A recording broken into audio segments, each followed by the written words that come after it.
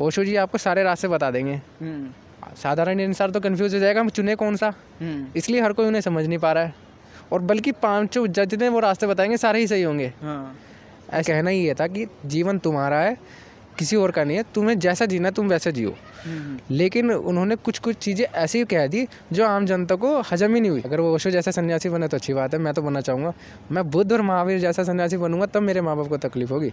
मैं अगर ओशो जैसा सन्यासी बनूंगा तो मेरे माँ बाप को तकलीफ नहीं होगी, क्योंकि अथाह ज्ञानी बनना और हंसता खेलता जिसके पास करोड़ों की संपत्ति हो, ऐसा। अब हमने अपनी मिट्टी खोल दी, अब हमारे हाथ में कोई धर्म नहीं है, हमारा जीवन है जैसे मर्जी जिए। हमारा हम पे कोई धर्म अप्लाई नहीं है कि हमें ऐसा जीवन जीना है। हमारी मर्जी, हम खुद धर्म का निर्माण करेंगे। हम चाहेंगे ऐसा धर्म बनाना तो हम वैसा धर्म बनाएंगे और वैसे जिएंगे। उनका मानना ये था और उन्होंने ऐसा ही कहा है। और नमस्कार, मैं सुमित सिंह। ओशो का जब भी नाम लेते हैं तो कहीं ना कहीं जो चेहरे हैं वो धूमिल नज़र आते हैं, पर कहीं ना कहीं आजकल का यूथ ओशो को पढ़ता है, पर वो खुलकर सामने क्यों नहीं आता, इसको लेकर हम बातचीत करेंगे आयुष जी से। आयुष जी, बहुत बहुत स्वागत है आपका। जी धन्यवाद। और सबसे पहले आपका बहुत बहुत धन्यवाद आपको और आपके इस चैनल का, क्या उन्होंने मेरे को इस काबिल समझा कि मैं ओशो जी के जीवन चरित्र के बारे में या उनके द्वारा दी गई ज्ञान के बारे में बता सकूं। क्या कहना चाहेंगे ओशो के बारे में? जब हम एक यूथ को लेके चलते हैं, कितना यूथ पढ़ता है ओशो को और कितना दिखाता है? जी देखिए, दुनिया की मैं मानता हूँ कि 25 से 30% ही या उससे भी ज़्यादा आबादी ओशो से प्रभावित है, और 50 से 60% जो आबादी है वो उनको पढ़ती है और उनको मानती है। लेकिन हमारी जो विचारधारा है वो समय के साथ इतनी बदल चुकी है कि हम ओशो जैसे व्यक्ति के बारे में हम उसको झुटला रहे हैं कि ऐसा व्यक्ति जिसकी इतनी मान्यता है पूरी विश्व भर में, जिसकी इतनी किताबें हैं, हज़ारों से ऊपर उनकी किताबें हैं, दुनिया के तमाम देश के बच्चे, युवा और बूढ़े सभी पढ़ते हैं। अच्छा। बस उनका जो मेन मोटिव ये था, मैं बताना चाहूँगा कि जो जहाँ तक मैंने पढ़ा है, मैंने उनकी ज़्यादा किताबें नहीं पढ़ी है, केवल 5 से 10 किताबें पढ़ी हैं उनकी इतनी किताबों में से। लेकिन उससे पहले भी मैंने कहीं 100-150 इतनी किताबें मैं पढ़ चुका हूँ। लेकिन मैं उन 10 किताबों से बहुत प्रभावित हुआ हूँ, उन 100 की अपेक्षा। अच्छा। उसमें बताया कि एक एक लाइन ऐसी है कि अच्छा, आपने उनकी किताबें पढ़ी हैं। बहुत सारे लोग कहते हैं कि उन्होंने गीता की जो चरित्र है या महाभारत का है उसको धूमिल करा है, उसको ख़राब करने की कोशिश करी है, इसलिए लोग उनको पढ़ाना पसंद नहीं करते, अपनी जो युवा पीढ़ी है। जी, मैंने असल में उनकी एक पढ़ी है कृष्ण चेतना, और गीता दर्शन पढ़ी है। कृष्ण चेतना में उन्होंने कृष्ण के व्यक्तित्व को एक ऐसा निखारा है जो हमारे खुद हिंदू धर्म में नहीं निखारा गया है। मैं बताना चाहूँगा कि हमारे देश में आज कृष्ण से पहले जितने सन्यासी हुए हैं वो हुए रोने धोने वाले। बुद्ध हुए, महावीर हुए, इनके जो चरित्र है वो केवल, मैं इन पर कोई व्यंग्य नहीं कस रहा हूँ, बस मैं ये बताना चाह रहा हूँ कि ये ऐसे सन्यासी हुए हैं जिनका मकसद ये था कि दुनिया की सारी चीज़ों को छोड़ दो, एक पेड़ के नीचे जाके बैठ जाओ, और कोई चीज़ सही नहीं है, ये दुनिया सब बेकार है, छोड़ने वाला। लेकिन एक कृष्ण एक ऐसा सन्यासी हुआ है, हंसता खेलता सन्यासी, दुनिया की हर चीज़ करी है उस व्यक्ति ने, जिसे हम कहते हैं भगवान है। हमारा हिंदू धर्म उन्हें एक भगवान के रूप में देखता है, मैं भी देखता हूँ। पूरा का पूरा व्यक्तित्व है वो, केवल एक सन्यासी नहीं, एक हंसता खेलता सन्यासी जिसने दुनिया की हर काम करे हैं लेकिन जुड़ा नहीं है। अच्छा। उन्हें योगी कहा जाता है ना, योगेश्वर कहा गया है गीता में उन्हें। अच्छा। योग के ईश्वर। तो जी एक ऐसे विचारधारा वाले हैं कि वो आपको एक रास्ता नहीं बताएंगे कि आप राम जी की चरित्र की तरह, अगर आप राम जी के हम जीवन देखेंगे ना कि इस रास्ते पे हमें जाना है, कि ये धर्म है, हमें ये अपनाना है और ये चीज़ छोड़नी है, ऐसा नहीं है। ओशो जी आपको सारे रास्ते बता देंगे। साधारण इंसान तो कंफ्यूज हो जाएगा हम चुने कौन सा, इसलिए हर कोई उन्हें समझ नहीं पा रहा है। और बल्कि पांचों जितने वो रास्ते बताएंगे सारे ही सही होंगे। ऐसी कोई चीज़ दुनिया में है ही नहीं जो गलत है। अच्छा।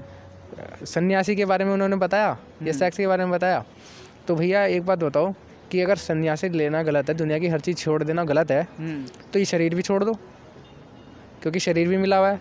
सबसे पहली चीज़ तो शरीर ही छोड़ो, क्योंकि यही मिला हमें सबसे पहले, दुनिया की सारी चीज़ बाद में मिली। उसके बाद और अगर अपनाना ही है, जब शरीर अपना लिया तो बाकी चीज़ें भी अपनानी पड़ेगी। ओशो जी के मानना यह था कि जीवन जियो, मस्ती में जियो। उनका मकसद ये नहीं था कि धर्म को अपनाओ किसी, कि इस धर्म को पकड़ लो, हिंदू धर्म को पकड़ लो, ईसा धर्म को पकड़ लो, मुस्लिम धर्म को पकड़ लो। उन्होंने सारे धर्म एक तरफ रख दिए। उन्होंने एक ऐसे आश्रम का, एक संस्था की निर्माण करा कि जहाँ पर व्यक्ति जाएगा तो अपनी मर्जी से जीवन जिएगा, कि मुझे ऐसा जीना है, वो मेरा मन करेगा पानी पीने का मैं पानी पीऊँगा, मेरा मन करेगा घूमने का मैं घूमूँगा, मेरा मन जो करेगा वो मैं करूँगा। उनका कहना ही ये था कि जीवन तुम्हारा है, किसी और का नहीं है, तुम्हें जैसा जीना है तुम वैसा जियो। लेकिन उन्होंने कुछ कुछ चीज़ें ऐसी कह दी जो आम जनता को हजम ही नहीं हुई। अच्छा, बहुत सारे माता पिताओं को फिक्र रहती है कहीं हमारा बेटा ओशो सन्यासी बन गया, फिर तो वो घर से ही गया। ये तो अच्छी बात है, अगर वो ओशो जैसा सन्यासी बने तो अच्छी बात है, मैं तो बनना चाहूँगा। मैं बुद्ध और महावीर जैसा सन्यासी बनूंगा तब मेरे माँ बाप को तकलीफ होगी। मैं अगर ओशो जैसा सन्यासी बनूंगा तो मेरे माँ बाप को तकलीफ नहीं होगी, क्योंकि अथाह ज्ञानी बनना और हंसता खेलता, जिसके पास करोड़ों की संपत्ति हो और मैं हंसता खेलता सन्यासी रहूँ, हर माँ बाप चाहता है। लेकिन अगर मैं अपने माँ बाप को कहूँ कि मैं जा रहा हूँ, सब कुछ छोड़ रहा हूँ और एक पेड़ के नीचे जाके बैठ रहा हूँ ध्यान में, मेरे माँ बाप तब इस चीज़ से इनकार करेंगे। मेरे क्या, पूरी दुनिया के और पूरे देश के जितने भी लोग हैं सब इस चीज़ को ठुकराएंगे, लेकिन ओशो को नहीं ठुकराएंगे। ऐसा सन्यासी मैं तो बनना चाहूँगा, ऑफकोर्स बनना चाहूँगा। मैं तो बहुत प्रभावित हूँ उनसे और देश के कई युवा प्रभावित है। और उन्होंने जैसा कहा कि आने वाले टाइम में ना सुख बढ़ता जा रहा है, जैसे कह रहे हैं ना हम कि कलयुग बढ़ता जा रहा है। कलयुग नहीं बढ़ रहा है, कलयुग के बाद सतयुग आ रहा है और दुख खत्म हो रहा है, सुख बढ़ता जा रहा है। पहले हम दिवाली 1 दिन में मनाते थे, आज का टाइम है हम 3 दिन में मना रहे हैं और हम इससे भी खुश नहीं है। हम धीरे धीरे 5 दिन 10 दिन हो, बसंत पंचमी आती है 1 दिन में तो मनाते हैं। बसंत पंचमी का दिन एक अभी भी फिक्स है, मान लो 4 फरवरी को है, तो क्या आज पतंग नहीं उड़ रही है? तो कल की खुशी को हम बढ़ाते चले गए ना। 1 महीना पहले तक इंक्रीज़ कर दिया, हर चीज़ को इंक्रीज़ कर रहे हैं, खुशी बढ़ती जा रही है। और ओशो ने यही कहा है कि खुशियाँ बढ़ रही है। और जैसे पश्चिमी देशों में पहले ईसा मसीह का अगर हम जीवन चरित्र देखेंगे, वहाँ के लोग ना अब उन्हें पसंद नहीं करते, क्योंकि वहाँ के लोग अब पश्चिम में आप देखोगे कि तो वहाँ पे हरे कृष्णा ज़्यादा चल रहा है। हरे कृष्णा कृष्णा कृष्णा हरे हरे, कितनी वीडियो चल रही है पश्चिमी देशों में। ऐसा क्यों चल रहा है? क्योंकि वहाँ के लोग अब खुशी को आकर्षित कर रहे हैं। हर कोई चाहता है कि खुश रहे, और खुशी का प्रतीक कौन है? श्री कृष्ण। इसलिए कृष्ण इस्कॉन आश्रम में हर कोई जा रहा है और ईसा मसीह और बुद्ध महावीर को हर कोई भूलता जा रहा है और खुशी की तरफ बढ़ता जा रहा है। और ओशो जी ने जैसा जैसा कहा बिल्कुल वैसा वैसा होता जा रहा है। अच्छा, एक यूथ को कब ओशो को पढ़ना शुरू कर देना चाहिए?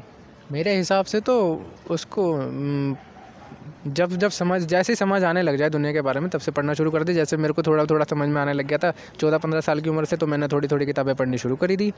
आयुष जी, मेरे को एक बात बताइए कि जब एक युवा ओशो पढ़ना शुरू कर देगा, ओशो एक अलग सन्यासी है एक समाज से, तो कहीं ना कहीं वो अपने धर्म में रह पाएगा या वो दुनिया के सारे धर्मों को मानने लग जाएगा? ऐसे में तो एक अलग सा माहौल बन जाएगा।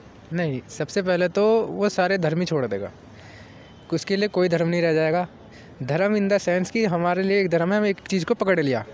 हिंदू धर्म का मतलब है कि मैंने ये हमारा हिंदू धर्म है, हमारा हिंदू धर्म जो कहता है, जो उसकी पहचान है, जो उसमें मानना पड़ता है, तो हम उसे पकड़ लेंगे। ईसाइयों को कुछ अलग धर्म होता है, वो अपने धर्म को पकड़े रखेगा। लेकिन जो ओशो जी है उन्होंने जैसा कहा, तो अब हमने अपनी मिट्टी खोल दी। अब हमारे हाथ में कोई धर्म नहीं है, हमारा जीवन है जैसे मर्जी जिए। हम पे कोई धर्म अप्लाई नहीं है कि हमें ऐसा जीवन जीना है। हमारी मर्जी, हम खुद धर्म का निर्माण करेंगे। हम चाहेंगे ऐसा धर्म बनाना तो हम वैसा धर्म बनाएंगे और वैसे जिएंगे। उनका मानना ये था और उन्होंने ऐसा ही कहा है। और उन्होंने अपने पूरे जीवन में ऐसे ऐसे काम किए हैं जो उनके आने से पहले शायद किसी व्यक्ति ने करे हों। और इतने बड़े काम 21 देशों ने बैन लगा दिया जिस व्यक्ति पर, तो शायद कुछ तो ऐसा उस व्यक्ति ने कहा ही होगा जो उस टाइम की जनता हजम नहीं कर पाई उस बात को। तो ये थे हमारे साथ आयुष धीमान, जिन्होंने ओशो के बारे में खुलकर कहा है। और अक्सर यूथ खुलकर सामने नहीं आता है, लेकिन अब धीरे धीरे आने लगेगा। हम आपको ऐसे अनेक एपिसोड दिखाएंगे और युवाओं के बीच हो चाहे बूढ़े लोगों के बीच हो, तो सबके बीच हम जाकर बातचीत करेंगे और जो ओशो के विचार हैं उनको आपके सामने लेके आएंगे। ये एपिसोड ज़्यादा से ज़्यादा शेयर करिए, तभी जाके हम नेक्स्ट एपिसोड आप सभी के लिए लेके आएंगे। जय हिंद, जय भारत।